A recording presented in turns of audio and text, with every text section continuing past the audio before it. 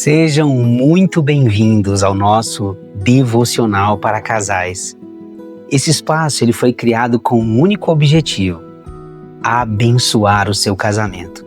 Então eu quero fazer a você um desafio. Compartilhe essa mensagem com o seu cônjuge. Aliás, compartilhe essa mensagem com outros casais, outras famílias. Quem sabe, aquilo que nós temos partilhado aqui pode abençoar muito um casal.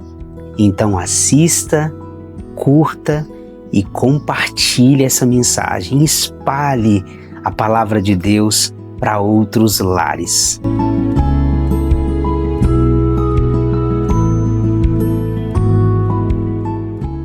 O tema que nós iremos tratar hoje é um tema que falou muito ao meu coração nos últimos dias. Surgiu a partir da leitura despretensiosa de um texto da Escritura. O tema de hoje é a extraordinária vida comum. Nós vivemos a época da era do espetáculo. Há uma alta exposição daquilo que somos, daquilo que fazemos, e as redes sociais, em certa medida, maximizou esse altíssimo nível de exposição da nossa vida. E isso tem desencadeado um efeito preocupante e às vezes danoso nas nossas relações, porque a sensação que temos é que a vida do outro sempre parece mais atraente do que a nossa.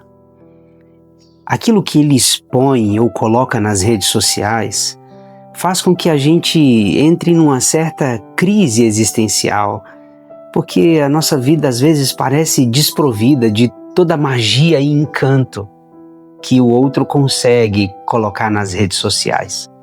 Então o meu convite a você hoje é para nós meditarmos sobre esse assunto, a extraordinária vida comum. E o texto que eu quero compartilhar com vocês é um único versículo. Na verdade, eu quero abstrair um fragmento dentro desse versículo. 1 Pedro, capítulo 3, verso de número 7. A palavra de Deus diz assim: Maridos, vós, igualmente, vivei a vida comum do lar, com discernimento, e tendo consideração para com a vossa mulher como parte mais frágil, tratai-a com dignidade, porque sois juntamente herdeiros da mesma graça de vida, para que não se interrompam as vossas orações. Me chama a atenção uma expressão que o apóstolo Pedro usa nesse texto. A expressão é a seguinte: vivei a vida comum do lar. Essa expressão, ao meu ver, é uma expressão que está em alto relevo nessa passagem. E eu gostaria de dar um destaque a essas palavras do apóstolo Pedro e, a partir delas, então, trazer uma reflexão ao nosso coração. Ao ler esse texto, eu me lembrei das palavras de um teólogo católico chamado Chesterton. Chesterton é tido por muitos estudiosos como o avô dos hobbits. Sabe aqueles personagens incríveis do Senhor dos Anéis? E por que ele é tido como o avô dos hobbits? Porque talvez ninguém tenha influenciado mais o pensamento de Tolkien, que é o autor do Senhor dos Anéis, do que Chesterton. Ele era um grande teólogo, um grande pensador. E ele nos entregou uma frase que eu considero definitiva. Chesterton disse o seguinte, abro aspas para ele: não há nada mais extraordinário do que um homem comum, com a mulher comum, com os seus filhos comuns, vivendo uma vida comum. Vejam vocês que o conceito que nós temos de extraordinário é algo que nos causa espanto, perplexidade, admiração. Mas nas palavras de Chesterton, não há nada mais extraordinário e maravilhoso do que observar uma família vivendo essa dimensão comum da vida. Portanto, o convite que Chesterton nos faz é refletirmos sobre o quão maravilhoso é vivermos a nossa vida de maneira ordinária. Sabe aqueles acontecimentos que se repetem todos os dias, que se transformam em rotinas, que a gente vai se acostumando e na verdade vai transformando aquilo como um peso? Chesterton nos convida a redescobrirmos a beleza por trás dessa vida comum. O convite do apóstolo Pedro vai nessa mesma direção. Ele diz: maridos, vós igualmente vivei a vida comum do lar. E é exatamente nesse contexto que o apóstolo Pedro vai descortinar a vida familiar. Essa passagem, ela está incluída dentro de uma perícope maior, onde o apóstolo Pedro vai trazer uma série de orientações para a esposa, para o esposo, para a família. O que nós temos então aqui é a vivência a partir dos bastidores, como a esposa deve se portar, como o marido deve se portar. E é exatamente dentro desse contexto que surgem essas palavras, um convite, para que não percamos a oportunidade de viver diariamente a vida comum. Portanto, esse texto é um texto maravilhoso e eu quero convidá-lo a refletir sobre alguns ensinamentos que esse texto nos traz. O primeiro ensinamento que eu gostaria de dar a você é o seguinte: transforme o peso da rotina num privilégio bendito. Veja, a nossa vida, ela é cercada de rotinas. Se fizermos uma análise dos nossos dias, a gente vai perceber que os nossos dias são muito parecidos um com o outro. São eventos que se repetem, a gente acorda e repete os mesmos atos que fizemos nos dias anteriores. Há uma massificação dos acontecimentos. E o grande perigo é nós ligarmos o piloto automático e não enxergarmos beleza e encanto nessa ordinariedade da vida. Veja, eu, assim como você, durante o dia tenho muitos afazeres, corro de um lado para o outro. E quando eu li esse texto, eu pedi tanto a Deus para que me ajudasse a transformar esse peso da rotina num privilégio bendito. Não perder o encanto de cada um dos acontecimentos que sucedem ao longo do meu dia. Vou te dar um exemplo. Eu tenho a incumbência de levar e buscar as crianças na escola.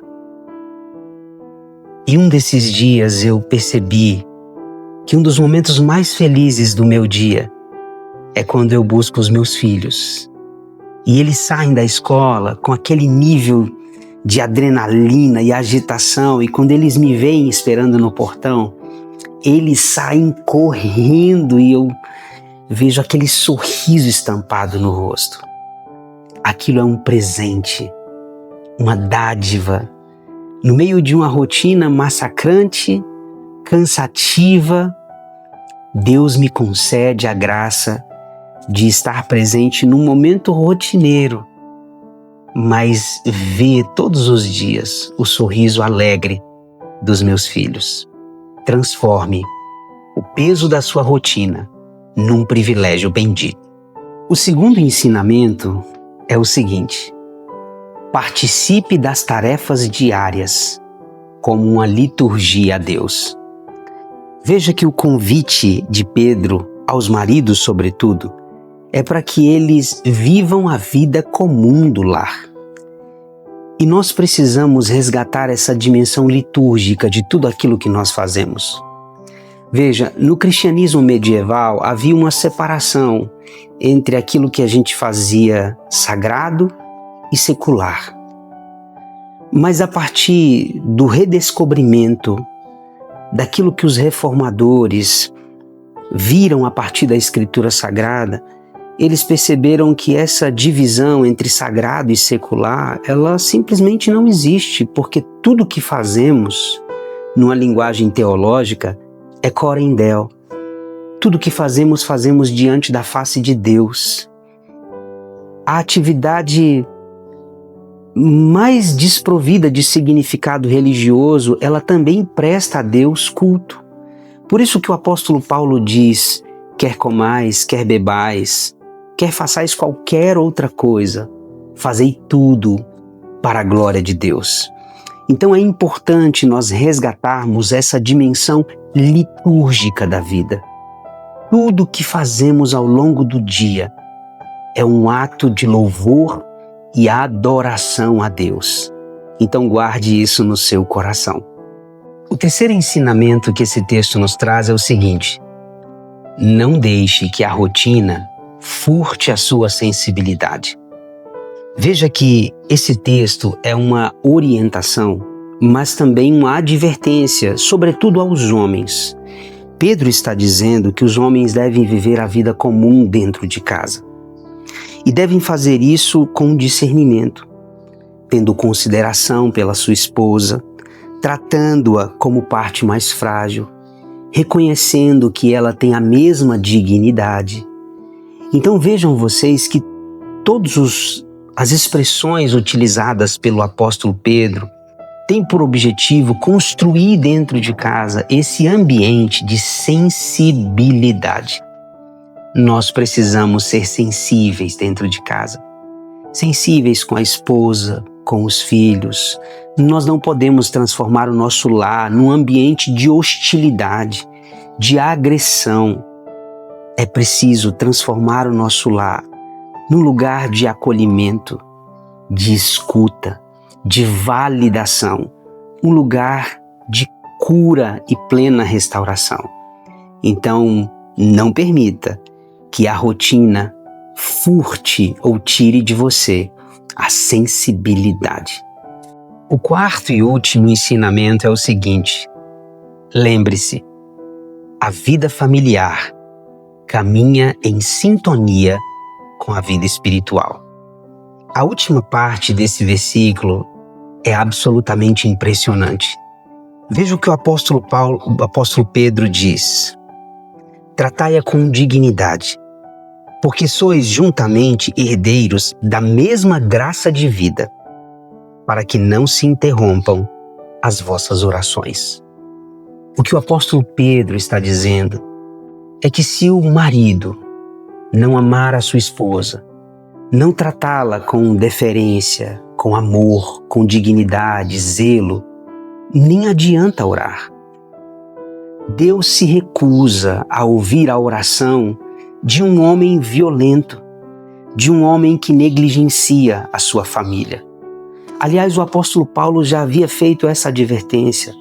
O apóstolo Paulo disse: aquele que não tem cuidado dos seus, especialmente dos da sua própria casa, tem negado a fé e é pior do que o incrédulo. A vida espiritual, ela precisa estar em harmonia com a vida familiar. Você nunca será um servo de Deus tão abençoado enquanto você não for um marido e um pai dedicado e zeloso. Você não pode viver uma incoerência, trabalhar muito em favor do reino de Deus e negligenciar a sua família. Ser uma bênção lá fora e ser negligente aqui dentro. O seu primeiro rebanho é a sua esposa, são os seus filhos, é a sua família. Portanto, lembre-se disso. A vida espiritual deve caminhar em sintonia com a vida familiar.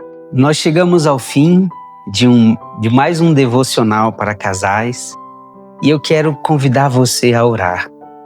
Esse texto é um texto tão inspirador e nós precisamos aprender a viver essa dimensão extraordinária da vida comum. Vamos orar? Pai, eu quero te dar graças por essa palavra bendita que tanto falou ao nosso coração. Peço ao Senhor para que o Senhor ajude cada um dos teus filhos a colocar em prática estes ensinamentos e que a nossa vida, a vida comum dentro de casa, do dia a dia, seja um ambiente recheado de graça, de bondade, que haja uma atmosfera de sensibilidade, cuidado e amor entre nós. Que o Senhor abençoe as nossas vidas e que o Senhor nos ajude a viver essa consciência de que a vida comum, ela é simplesmente extraordinária. Que o Senhor nos abençoe. Em Cristo Jesus que oramos. Amém. Tchau. Até o nosso próximo devocional para casais.